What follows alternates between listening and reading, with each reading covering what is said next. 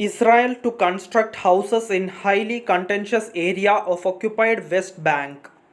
Israel on Wednesday approved the construction of 3,401 housing units in E1, a highly contentious area of the occupied West Bank that critics say will effectively divide Palestinian territory and undermine prospects for a two-state solution.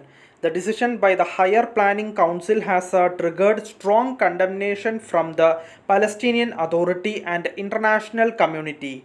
The approval represents the culmination of decades-old plans that had been repeatedly shelved under international pressure. Far-right Finance Minister Bezalel Smotrich announced the decision, declaring it would bury the idea of a Palestinian state and form part of the government's broader sovereignty plan.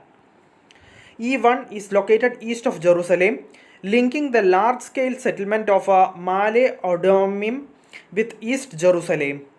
Israeli settlement construction there is believed to effectively divide the West Bank into northern and southern parts, cutting off Palestinian territorial continuity between East Jerusalem, Bethlehem, and Ramallah, while creating a contentious Jewish population corridor between Jerusalem and Male Adumim.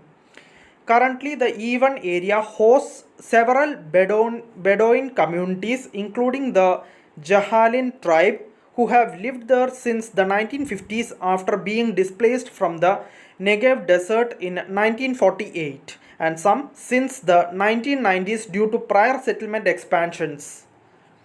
The Ramallah-based Palestinian Authority swiftly condemned the move. This undermines the chances of implementing the two-state solution, establishing a Palestinian state on the ground, and fragmenting its geographic and demographic unity. The Palestinian Authority's foreign ministry said in a statement, "Plans to expand settlements in E1 date back to the 1990s and have been reportedly endorsed by almost every Israeli prime minister since." However, strong international pressure repeatedly forced Israel to shelve or delay the project until now. Analysts say the approval serves multiple strategic purposes for Israel's far-right dominated government.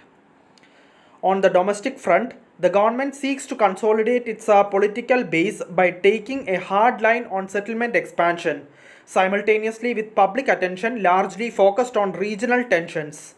The government appears to be using this moment as a window of opportunity to advance a project that had been stalled for decades. Critics say E1 is part of this broader strategy, particularly among the Israeli far right, to entrench Israeli control and block Palestinian statehood. Thank you for listening. Thank you for watching. Thank you everyone. Bye.